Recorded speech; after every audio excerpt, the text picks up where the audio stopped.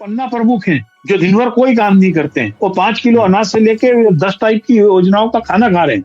ममता बनर्जी ने तो कोलकाता का सबसे बड़ा आर्मी हेडक्वार्टर है ईस्टर्न रीजन का, वहां पे बैठे हुए कुछ वरिष्ठ सेना के अधिकारी बीजेपी और आरएसएस के इशारे में बैठ के एसआईआर का काम कर रहे हैं, बीजेपी का प्रचार कर रहे हैं। क्या है कि असम में नफरत के बीच जिस तरीके से हिमंता शर्मा बो चुके हैं, उसके बाद वहां पर लगातार यही हो रहा है। उसने असम तरीके खूबसूरत राज्य को बर्बाद कर दिया। पूछूंगा कि जो एकीकृत असम है, इससे बीजेपी को क्या प्रॉब्लम है? वो क्या चाहते हैं कि जो विपक्षी वोट है, जिसके अंदर माइनॉरिटी वोट है, ट्राइबल वोट है, वो 3-4 हिस्सों में बढ़ जाए और इनको ही 25-26% वोट मिल जाए। हमारी क्या ऐसी मजबूरी है कि माइनिंग करनी ही है, रेगुलेटेड ही सही। क्योंकि अरावली का जो विवाद खड़ा हुआ है, ये सुप्रीम कोर्ट और सुप्रीम कोर्ट द्वारा निर्मित कमेटियों से ही शुरू हुआ है। यदि सुप्रीम कोर्ट के जज साहब ये नहीं सोच पा रहे हैं कि मेरे जीवन के लिए पहाड़ जरूरी है, मेरे घर में लगने वाला ग्रेनाइट जरूरी नहीं है। भारतीय जनता पार्टी ने गवर्नर पोस्ट को एक प्रकार से आरएसएस का एक पैरेलल ऑफिस बना दिया। तो बहुत अच्छा तरीका हो गया। किसी भी राज्य सरकार के काम को अटकाना हो तो हम गवर्नर से बोल दे, वो प्रस्ताव को रोक दे। पिछले 6 सालों में एंट्री लेवल पर मात्र 42,000 नौकरियां ही सृजित हुई हैं। सिर्फ 42,000। पहली बार ऐसा हो रहा है कि पिछले 80 दिन में पूरे उत्तर भारत में एक बूंद पानी नहीं बरसा। और ये जो राशन वाला है, इसमें वृहद स्तर पर भ्रष्टाचार हो रहा है और ऐसे लोगों को मिल रहा है जो एलिजिबल नहीं है। उत्तर प्रदेश में 2002 से लेकर 2009 तक 75 जिले में जो पब्लिक डिस्ट्रीब्यूशन सेक्टर का जो अनाज था, ट्रेनों में लद लद के बंगाल, अफ्रीका और नेपाल तक गया। सीबीआई ने हलफनामा दिया हाई कोर्ट में कि ये केस इतना बड़ा है कि इसमें 30,000 मुकदमे कायम होंगे, कम से कम 65 डीएम इसमें मुजरिम बनेंगे। इतना इंफ्रास्ट्रक्चर हमारे पास नहीं है। आपको अपने देश को निकम्मा होने से बचाना होगा। माइनिंग को पूरी तरीके से कंप्लीटली खत्म तो नहीं किया जा सकता है, पर कम से कम इन एरियाज को करना पड़ेगा आपको। जिसके घर में एयर कंडीशन लगा हुआ है, जिसके घर में 10 मोबाइल चल रहे हैं, वो सब 5 किलो अनाज भी खा रहे हैं, वो लड़की बहने का पैसा भी ले रहे हैं। महाराष्ट्र में तो क्या हो रहा है कि देखो, 2 शिवसेना है, 2 एनसीपी है, 2 बीजेपी भी है वहाँ पे। अच्छा, 2 बीजेपी है ना। फडणवीस की बीजेपी अलग है, बाकी बीजेपी अलग है। छोटे चुनाव में बहुदलीय प्रणाली एक प्रकार से राजनीति में ब्लैकमेल का एक बीजारोपण है।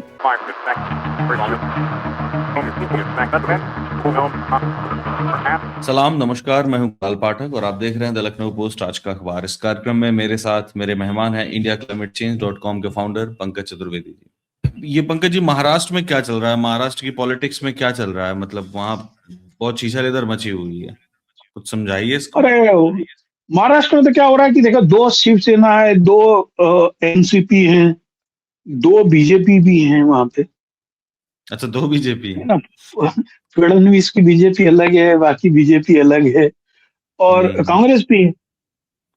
अब वहां पर तो ये कि अंबरनाथ में 12 जो कांग्रेस के पार्षद थे, वो जाके उन्होंने बीजेपी का सपोर्ट किया। जब कांग्रेस ने उनको बाहर निकाल दिया तो वो सब बीजेपी में शामिल हो गए। अब कल्याण डोंबिवली में शिंदे सेना का नगर निगम अध्यक्ष बन जाए, इसके लिए एमएनएस ने उसको सपोर्ट कर दिया। वहां बीजेपी ना बन पाए, इसके लिए चल रहा है काम। महाराष्ट्र बंबई में खुला खेल चल ही रहा है कि कौन किसको सपोर्ट करता है, क्या करता है। तो ये जो छोटे चुनाव में बहुदलीय प्रणाली एक प्रकार से राजनीति में ब्लैकमेल का एक बीजारोपण है, और इससे कैसे बचाया जाए, क्योंकि आखिर मैं मेयर क्यों बनना चाहता हूँ, मैं इसके लिए इतना पैसा क्यों खर्च कर रहा हूँ। मैंने भी चुनाव में 50 करोड़, लाख, 1 करोड़ रुपए खर्च किए, और अभी मेयर बनने के लिए मैं 10-20 करोड़ और खर्च कर रहा हूँ। क्यों? मैं धर्मार्थ नहीं हूँ, मुझे इससे डबल कमाना है। बेसिकली कमाई का खेल चल रहा है। कमाई का खेल है, आप उसी की मारा मारे टोटली। एक ये जो तमिलनाडु में राज्यपाल का अभिभाषण हुआ, इसमें क्या विवाद हो गया पंकज जी? तमिलनाडु और केरल दोनों जगह है विवाद। वो कह रहा है, हाँ, होता क्या है कि किसी भी विधानसभा सत्र की शुरुआत में राज्यपाल के अभिभाषण की एक परंपरा है, और राज्यपाल का अभिभाषण जो होता है वो राज्य की उपलब्धियों के बारे में होता है, और उसका मसौदा जो है मंत्रिमंडल तैयार करता है, मंत्रिमंडल में अप्रूव्ड होता है।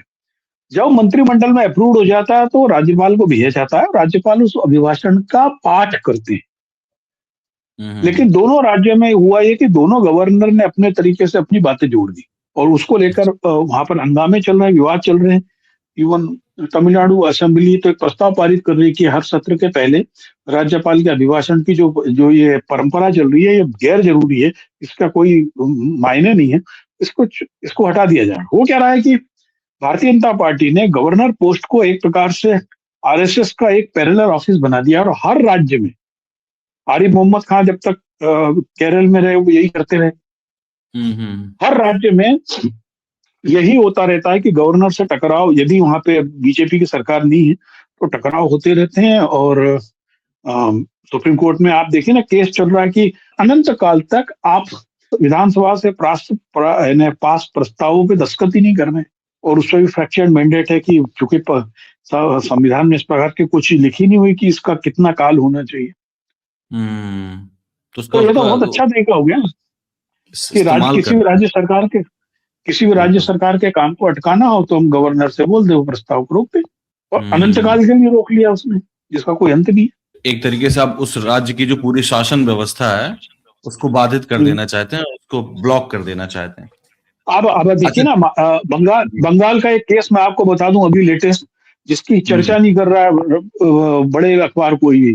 बंगाल में ममता बनर्जी ने आरोप लगाया कि वहां का जो कोलकाता का सबसे बड़ा आर्मी हेडक्वार्टर है ईस्टर्न रीजन का, वहां पे बैठे हुए कुछ वरिष्ठ सेना के अधिकारी बीजेपी और आरएसएस के इशारे में बैठ के एसआईआर का काम कर रहे हैं, बीजेपी का प्रचार कर रहे हैं। और उसके बाद क्या हुआ, वहां के सेना के अधिकारी ने एक गिरोह बनाया और वो जाकर गवर्नर को एक ज्ञापन दे के आए कि ममता बनर्जी इस प्रकार के हमारा आरोप लगा रही, इस पर कार्रवाई की जाए। तो ये जो हमारा फेडरल स्ट्रक्चर है, इसके ऊपर कितना बड़ा हमला हो रहा है। और अभी तो देखिए ना, अभी तो उन्होंने ये बोल दिया कि अब किसी भी केंद्र सरकार के कर्मचारी की जांच के लिए राज्य सरकार को कोई अनुमति की जरूरत नहीं है। तो अब तो क्या हुआ, जिस राज्य में जो केंद्र के सरकार से असहमत सरकार है, वो केंद्र सरकार के जितने सीबीआई के अधिकारी वगैरह सब मुकदमा कायम करेगी। 2 राज्यों हम देख चुके हैं, झारखंड में उन्होंने ईडी को दौड़ा दिया, बंगाल में दौड़ा दिया।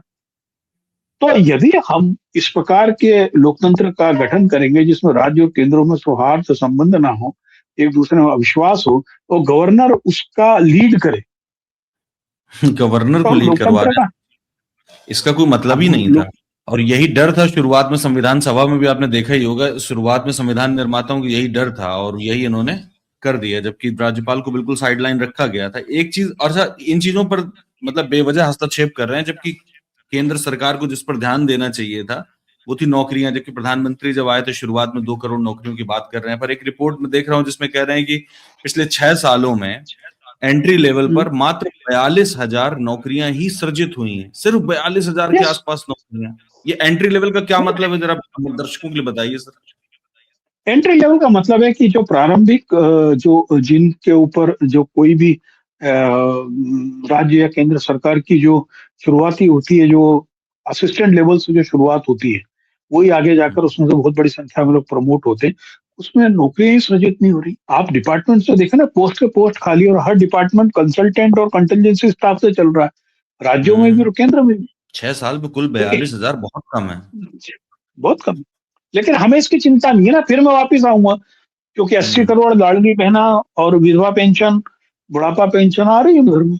असम का एक मुद्दा रहा जा रहा है पंकज जी, इस पर भी बात कर लेते हैं कि असम को बुरी तरीके से अस्थिर करने की कोशिश की जा रही है, या फिर ये वहां नेचुरली हो रहा है, जो कोकराझार में हुआ अभी उसके बाद भी विवाद हो गया वहां पर, ये चल क्या रहा है असल में? देखिए क्या है कि असम में नफरत के बीज जिस तरीके से हिमंता शर्मा बो चुके हैं, उसके बाद वहां पर लगातार यही हो रहा है।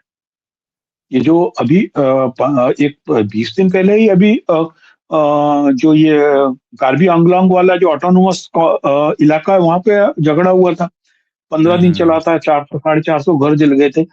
एक्चुअल क्या है कि आपको एक चीज समझनी होगी, जिस बोडो इलाके में ये झगड़ा हुआ है, बोडो आदिवासियों की बड़ी संख्या ईसाई है। अच्छा, यस, इस झगड़े का दूसरा सांप्रदायिक रूप है जो कोकराझार में हुआ है।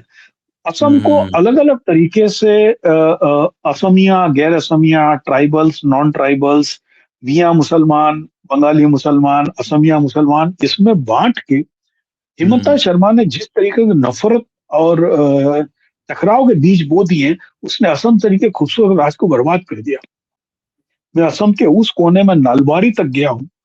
असम के लोग बहुत सुंदर है, बहुत खूबसूरत है। मुझे ध्यान है कि मैं गांव में लेक्चर के लिए मुझको बुलाया, एक डिग्री कॉलेज था, तो वहां मैंने बोला अंग्रेजी में बोल रहा हूँ कि हिंदी में, तो उन्होंने बोला आप हम्म हिंदी में बोलो, हिंदी हमको कविता की तरह लगती है। जबकि वो दौर था वो, जब वहां पर हिंदी भाषी और असमिया भाषियों में टकराव चल रहा था। और नलवारी जो है, इसको तो कहते हैं कि असम में हर जो आंदोलन, हिंसक आंदोलन हुआ, उसकी शुरुआत जो है उसका बीज नालबारी से हुआ। कहते थे वो नाल, बंदूक की नाल से जैसे आंदोलन निकलते हैं, वैसे नालबारी हुआ। लेकिन हम्म, वहां पर उन्होंने इतनी नफरत बोली। वहां का समाज शंकर देव का समाज है, वो नाम घर शंकर वाला देव, समाज। बिल्कुल वहां पर बिल्कुल। कोई पूजा पाठ का वो नहीं है, नाम घर में कोई मूर्ति नहीं होती है। हम्म। लेकिन इन्होंने पूरे उसको बजरंग दल तरीके, लाची बरफुकन सेना के नाम से इतनी सारा गंद मचा दिए इन्होंने राज्यों में, उस राज्य में, उस राज्य को खत्म कर दिया इस व्यक्ति ने। नहीं, इसी में असम के बारे में एक चीज और पूछूंगा कि जो एकीकृत असम है, इससे बीजेपी को क्या प्रॉब्लम है? मतलब जैसे मान लीजिए असम संगठित रहता है, वहां झगड़ा फसाद नहीं होता, कम्युनल दिक्कत नहीं होती। अब तो सिर्फ हिंदू मुसलमान का झगड़ा नहीं हो रहा है ना, आप बता रहे हैं कि ये वाला बोडो वाला भी जो एंगल है ये भी अलग है। तो इससे दिक्कत क्या है? मतलब भाजपा को क्या दिक्कत है कि वो बेवजह वहां झगड़ा देखिए, पैदा कर रही देखिए, हर भारतीय जनता पार्टी जो मणिपुर में जो उन्होंने किया, है? वो क्या चाहते हैं कि जो विपक्षी वोट है, जिसके अंदर हम्म, माइनॉरिटी वोट है, ट्राइबल वोट है, वो 3-4 हिस्सों में बढ़ जाए और इनको ही 25-26% वोट मिल जाए। अच्छा। अब आप देखिए ना, हिमंता शर्मा ने घोषणा कर दी कि मैं 124 सीटों पे चुनाव ही नहीं लड़ूंगा, मैं केवल 104 सीटों पे लड़ूंगा। जो 20 मुस्लिम बाउल्ड सीट हैं, उसमें हम कैंडिडेट ही नहीं खड़ा करेंगे। अब आप सोचिए कि एक हम्म, राज्य का मुख्यमंत्री जब इस प्रकार से सांप्रदायिक रूप से विभाजन का बयान दे रहा है कि हम हमें उनका वोट नहीं चाहिए, हम उनके यहाँ चुनाव ही नहीं लड़ेंगे, यानी वहां चुनाव नहीं लड़ेंगे, इसका मतलब है कि वहां पर भविष्य में ना तो हम कोई काम करेंगे, बोल देंगे हम तो चुनाव नहीं लड़े, हम आपके लिए अकाउंटेबल ही नहीं है। आप सोचिए कभी इस देश में ऐसा हो सकता है? और वो पब्लिकली बोल रहे हैं कि अपर असम के जो हिस्से हैं उसमें हम चुनाव नहीं लड़ेंगे। मतलब एक हालांकि वो बात मुख्यमंत्री। दूसरी है, हाँ जी, हालांकि वो बात बिल्कुल। दूसरी है कि उनकी जो बी टीम है, बदरुद्दीन अजमल और ओवैसी दोनों लड़ेंगे वहां चुनाव। इसीलिए ताकि कांग्रेस का वोट कट जाए वहां। हाँ, हम्म, ठीक है।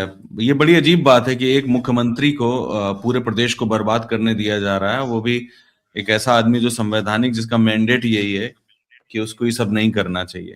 खैर, पंकज अच्छा, जी, अरावली पर फिर से एक खबर है। सुप्रीम कोर्ट ने एक कमेटी बनाई है जो बाकी सारी चीजें तय करेंगी, और सुप्रीम कोर्ट ने कहा है कि वो कमेटी उन्हीं के अंतर्गत काम करेगी, उन्हीं को रिपोर्ट करेगी और वही उसको रेगुलेट करेंगे।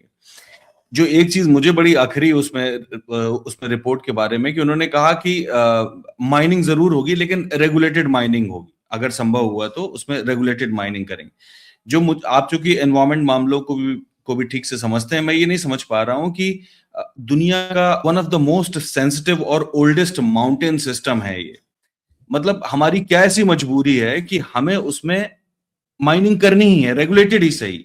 वो कितने दिन सरवाइव कर पाएगा रेगुलेटेड माइनिंग में भी? देखो आपको एक चीज बताऊं कि अरावली का जो विवाद खड़ा हुआ है, ये सुप्रीम कोर्ट और सुप्रीम कोर्ट द्वारा निर्मित कमेटियों से ही शुरू हुआ है।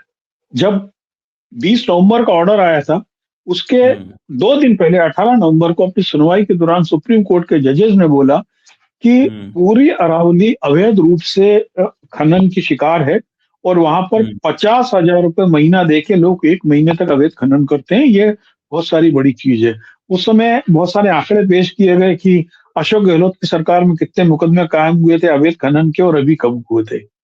अब ये बात दूसरी, मैं अपने दर्शकों को बताना चाहूंगा कि ये सब जो होता है, जो प्रिवेंटिव मेजर्स होते हैं, या सड़क पे होने वाले चालान, या अवैध खनन के नाम पर कथित चालान, ये सब एक नियोजित होता है कि मुझको आंकड़े भरने, इसलिए मैंने 5 चालान कर दिए और 2-2 हजार रुपये जुर्माना कर दिया। तो उस समय भी कोर्ट का जो मूड था, जो 20 नवंबर का ऑर्डर था 100 मीटर वाला, वो भी एक कमेटी के निर्देश पर ही था। बिल्कुल। तो असल चीज ये है कि हम जब तक अपनी जो नैसर्गिक संरचनाएं हैं, पहाड़, नदी, तालाब, जंगल, इनको अक्षुण्ण रखना के लिए प्रतिबद्ध नहीं होंगे, यदि सुप्रीम कोर्ट के जज साहब ये नहीं सोच पा रहे हैं कि हम्म मेरे जीवन के लिए पहाड़ जरूरी है, मेरे घर में लगने वाला ग्रेनाइट जरूरी नहीं है, हम्म मेरे जीवन के लिए अरावली का क्षरण ज्यादा महत्वपूर्ण है बनिस्पत हम्म इसके कि लोगों को पाटी पत्थर खोद के मिल जाए या मोरम मिल जाए। मैं हम्म ग्रेनाइट, मोरम, पाटी पत्थर के बगैर जी सकता हूं, लेकिन अरावली के क्षरण के बाद में पूरे उत्तरी भारत में होने वाले नुकसान, और उस नुकसान की मार जो अब तक आई है कि हिमालय पर्वत तक पड़ रही है। हिमालय अभी एक्स्ट्रा कार्बन डेटिंग और डस्ट के कारण इस बार भी बर्फ कम है। पिछले 5 साल में सबसे कम बर्फ इस बार भी पड़ी।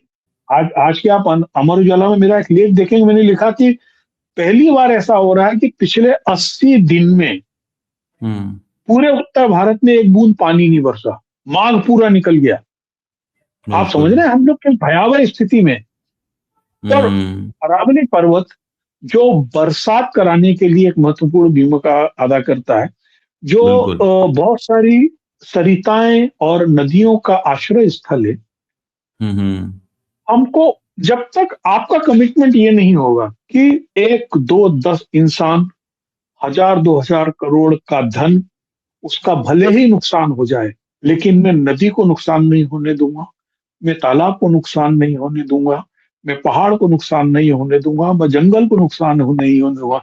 यदि तक ये कमिटमेंट नहीं आया तो आप याद करके चले कि आने वाले 50 साल में भारत एक ऐसे संकट में होगा जिसकी चर्चा महाभारत के ब्रह्मवेद खंड में पहले से ही है, जिसको हम कह रहे हैं कि जलवायु परिवर्तन से धरती कल्प खत्म। 50 साल, आप ज्यादा दूर मत जाइएगा। बिल्कुल सही बात है। एक चीज जो मैं ये सोच रहा था पंकज जी, वो ये कि कम से कम कुछ इलाकों को तो छोड़ देना चाहिए। जैसे माइनिंग तो पूरे देश में हो किसी रही है। भी किसी भी इलाके को छोड़ना आपका, जब तक कमिटमेंट, आपको मैं बताऊं कि चूंकि हम लोग तो हिंदी गोबर पट्टी के लोग अपने में मदमस्त रहते हैं। गोवा में माइनिंग उस लेवल पर परेशान कर चुकी है कि गोवा अकेले पणजी नहीं है। हाँ गोवा बिल्कुल। जो है वो कोने कर्नाटक के सीमा तक बसा हुआ है। हम्म गांव के लोग परेशान है माइनिंग के कारण। अभी छतरपुर जिले में, बुंदेलखंड में छोटे छोटे पुखरे तालाब से भी रेत निकाल रहे हैं लोग। एक्चुअल छोटे क्या है कि छोटे देखिए, रेत निकाल रहे हैं। और हमको दूसरी बात ये है कि मैं ये सोच रहा था कि पूरे देश के इकोसिस्टम को एक्सपर्ट कमेटी के भरोसे छोड़ देना कैसा होगा। एक एक्सपर्ट ये भी हैं, आप इनको देखिए, अशोक गुलाटी को। वो कितने गैर जिम्मेदाराना मतलब बात कर रहे हैं। आपने एक इंटरव्यू देखा होगा, आजकल चल रहा है सोशल मीडिया में काफी, जिसमें वो बोल रहे हैं कि 80 करोड़ मतलब राशन लेने वालों के घरों को लाल रंग से पोत दिया जाना चाहिए। अगर ऐसे एक्सपर्ट हैं और कमेटियों में ऐसे एक्सपर्ट रहेंगे तो वो तो लूट खाएंगे पूरा एनवायरमेंट को, कुछ बचेगा हालांकि ही नहीं। अशोक गुलाटी की जो वो चीज है, मेरी उससे बहुत बड़ी सहमति है। क्योंकि ये ओके। 80 करोड़ लोगों को अनाज देने से लेकर, और आज इस देश में 65 करोड़ लोग किसी न किसी तरीके से सरकार की डायरेक्ट बेनिफिट स्कीम से लाभान्वित हो रहे हैं। डायरेक्ट बेनिफिट स्कीम है जिसमें कैश उनके घर में आ रहा है। हम्म। मैं मध्य प्रदेश, उत्तर प्रदेश में ऐसे परिवारों को भी जानता हूं, उनके यहाँ विधवा पेंशन से लेके बेरोजगार पेंशन तक 30-35 हजार रुपये महीने आ रहा है। तो ऐसे लोगों को क्यों नहीं बताया जाए कि ये वो लोग हैं। आप एक की बताइए कि मैं एक व्यक्ति ऐसा हूं जो हर साल 2.5 से 3 लाख रुपए इनकम टैक्स दे रहा हूं, और एक वो व्यक्ति है जिसके घर के बाहर बलेरो खड़ी है और वो 5 किलो अनाज भी ले रहा है और लड़की बहना का पैसा भी ले रहा है। तो आप ये कह रहे हैं ऐसे कि ये जो लोगों को डायरेक्ट बेनिफिट ट्रांसफर स्कीम है और ये जो राशन वाला है, इसमें मतलब वृहद स्तर पर भ्रष्टाचार हो रहा है और ऐसे लोगों को मिल रहा है जो जो एलिजिबल नहीं है। पॉलिटिकल गेमिंग है ये। आप बताइए ना, देश में टैक्स देने वाले कितने लोग बच रहे थे। और फिर आप किसी सड़क में निकल के देख लीजिए, लखनऊ में या पटना में या दिल्ली में, आपको सड़क पर हम्म चौपहियों की संख्या कितनी मिलती है। भरी पड़ी है सड़कें। तो फिर वो कौन लोग हैं जो बीपीएल हो गए 80 करोड़ के लिए। देखिए, आपको बताएं कि ये जो पूरा हमारा लोकतंत्रात्मक तंत्र है, ये भ्रष्ट है। लोग अपनी नाकामियों को छुपाने के लिए दूसरों की नाकामी में पर्दा डालते हैं। एक केस आज भी हाई कोर्ट और सुप्रीम कोर्ट में पेंडिंग है। हम्म उत्तर प्रदेश में 2002 से लेकर 2009 तक 75 जिले में जो पीडी पब्लिक डिस्ट्रीब्यूशन सेक्टर का जो अनाज था, ट्रेनों में लद लद के बंगाल, अफ्रीका और नेपाल तक गया। और उस समय मुलायम सिंह की सरकार भी थी और बाद में मायावती की सरकार भी थी। उसमें मेरे पास में कॉपी है, सीबीआई ने हलफनामा दिया हाई कोर्ट में कि ये केस इतना बड़ा है कि इसमें 30,000 मुकदमे कायम होंगे, कम से कम 65 डीएम इसमें मुजरिम बनेंगे, इतना इंफ्रास्ट्रक्चर हमारे पास नहीं है।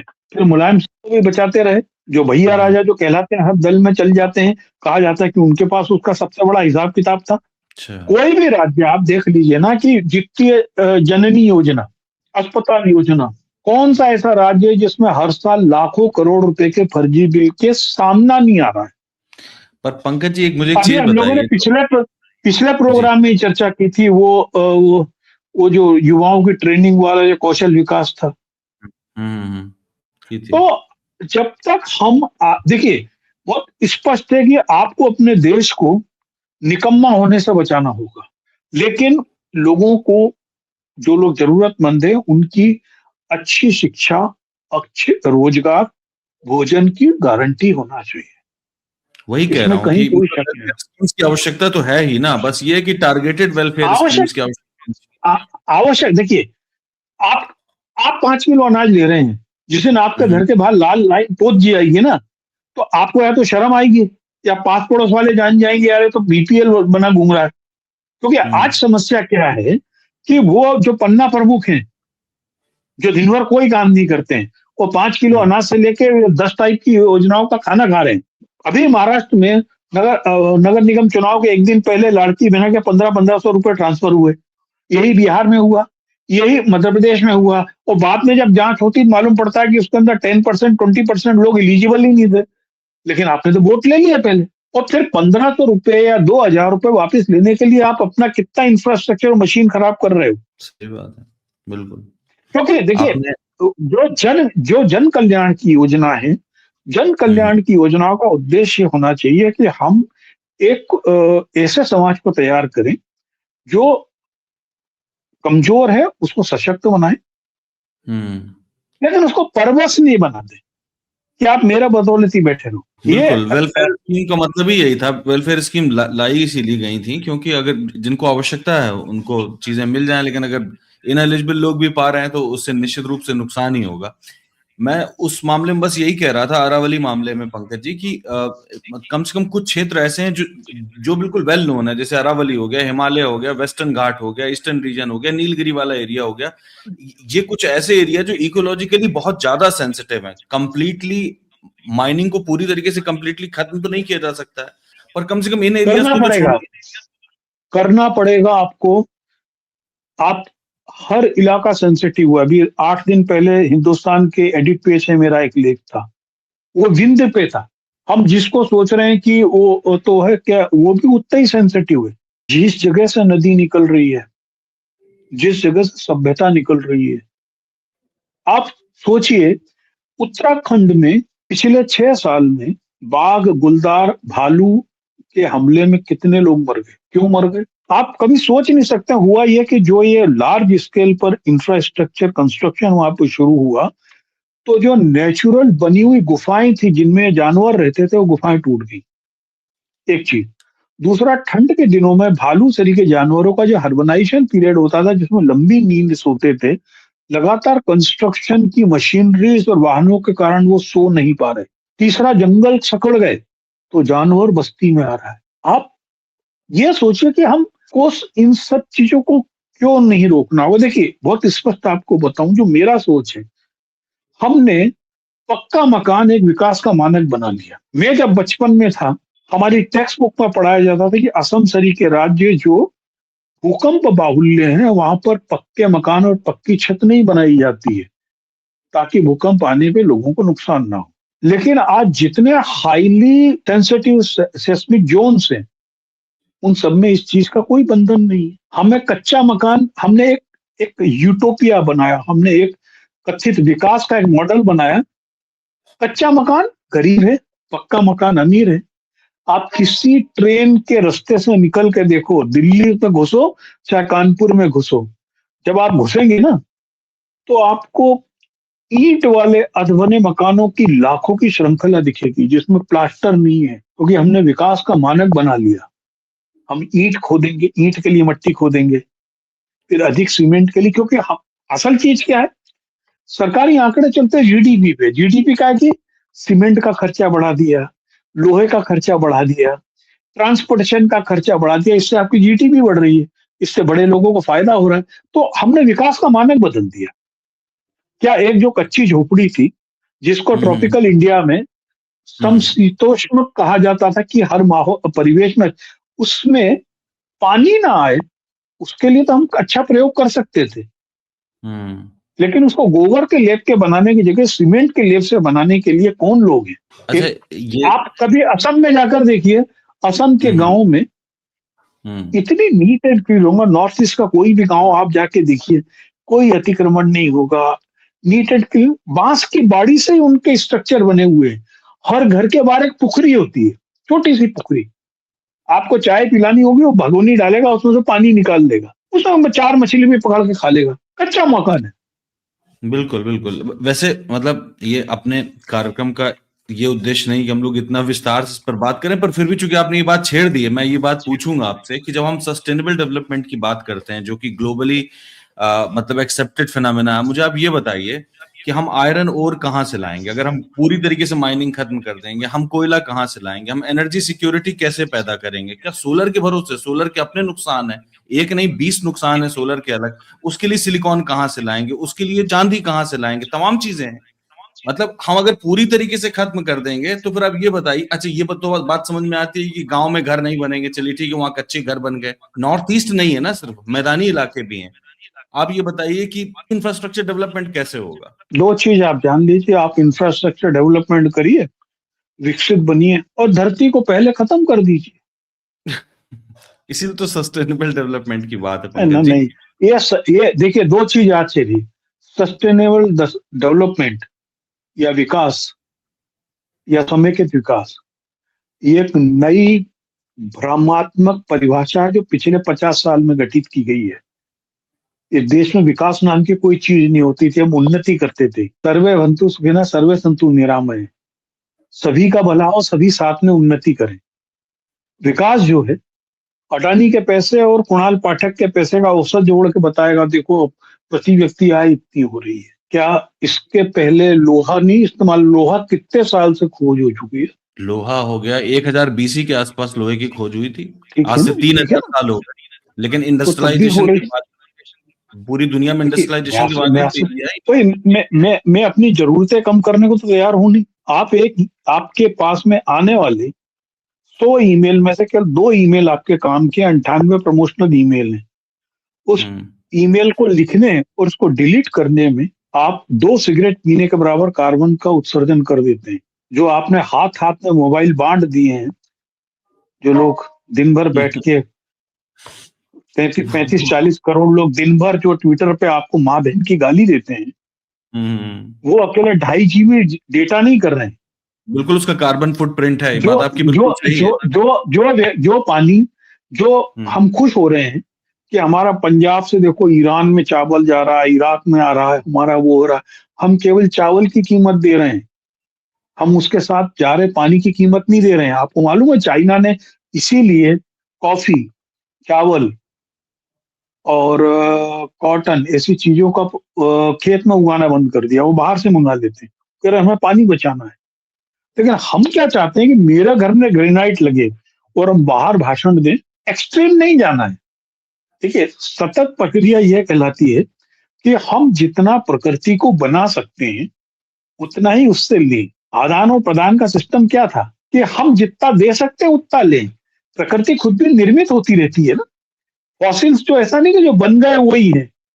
फॉसिल्स बनने और उनसे निकली चीजों का एक प्रक्रिया है। बिल्कुल। जो और से है उनकी एक प्रक्रिया है। वो ऐसा नहीं कि केवल भंडारण है वो।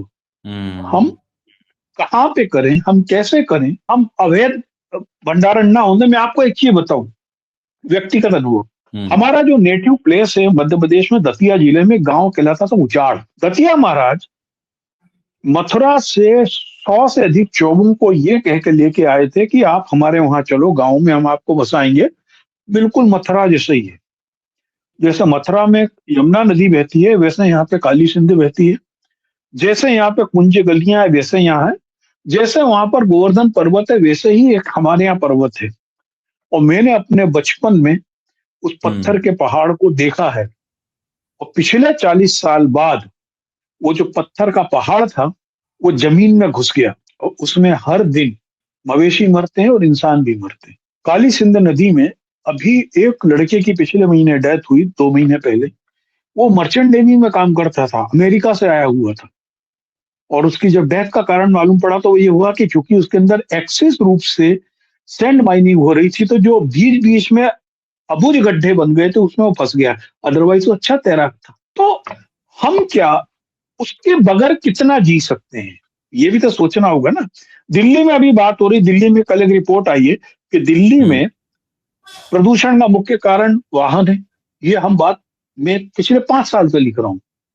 ये पंजाब हरियाणा के किसान को गाली देते थे, और वो कह रहे हम ईवी को बढ़ावा देंगे। हम वाहन कम करने की बात नहीं कर रहे हैं। ईवी से क्या होगा, कार्बन उत्सर्जन और नाइट्रोजन उत्सर्जन ही तो कम होगा। हमने यही तो किया था, डीजल पेट्रोल की जगह हम सीएनजी लेके आए थे। सीएनजी का नाइट्रोजन उत्सर्जन इतना हो गया कि उससे नई बीमारियां होने लगी। अब आप ईवी की बात कर रहे हो, ईवी चलाओ चाहे टीवी चलाओ, टायर के घिसने से उत्पन्न होने वाली रबर और बैटरी के जलने से उत्पन्न होने वाला धुआं, ये वो 2 बड़े उत्सर्जन के कारण है, जिसको कोई वैज्ञानिक कथित रूप से एक्सपोज नहीं करता, क्योंकि इससे कारों का धंधा बंद हो जाएगा। और बैटरियों से भी तो पोल्यूशन हो रहा है, बैटरियां बनेंगी उसका भी तो ठीक ठाक कार्बन फुटप्रिंट है पंकज जी। मैं आपसे बोल रहा हूं कि इमीडिएटली जो वो कार्बन फुट तो वर्ल्ड वाइड बात है, लोकल आपकी कार चल रही है, यदि कम गति में चल रही है, उसके सड़क से टकराने से माइक्रो प्लास्टिक जो रबर पार्टिकल्स आते हैं, और हर बैटरी के जलने से जो फ्यूम्स आते हैं, उसके होने वाले पॉल्यूशन में कोई चर्चा नहीं करता। तो हमें क्या है कि इंसान ने अपनी जरूरतें बढ़ा ली। 2098 तक 1998 तक मेरे पास मोबाइल नहीं था तो भी मेरा जीवन चल रहा था, लेकिन अब आदमी शौचालय में मोबाइल लेके जा रहा है कि उसके प्राण निकल जाएंगे यदि मोबाइल उससे चुपका नहीं रहा तो। पर ये तो वैश्विक परिघटना हो गई ना पंकज जी। आप ये तो सोचिए कि पूरे दुनिया में, जैसे उदाहरण के लिए चीन है, तो चीन 40% ऑफ द वर्ल्ड स्टील इस्तेमाल कर रहा है अपने इंफ्रास्ट्रक्चर में। अगर हमने नहीं किया, हम उसको आगे नहीं बढ़ाया, उसने आखिरकार कहाँ इस्तेमाल किया है? आवासीय योजनाओं में किया है, पुलों को बनाने में किया है, तमाम अन्य इंफ्रास्ट्रक्चर उनमें किया है।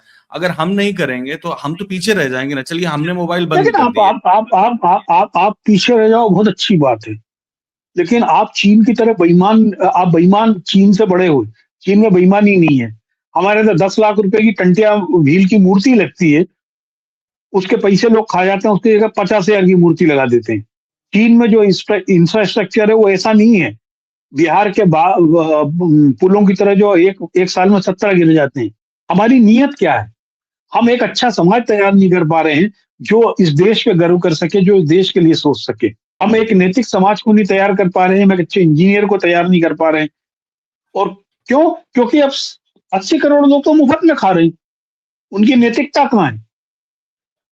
जिसके घर में एयर कंडीशन लगा हुआ है, जिसके घर में 10 मोबाइल चल रहे हैं, वो सब 5 किलो अनाज भी खा रहे हैं, वो लड़की बहने का पैसा भी ले रहे हैं। तो अनैतिकता के बीज तो हमने बो दिए है ना। ठीक है पंकज जी, इस बातचीत को यहीं खत्म कर दें।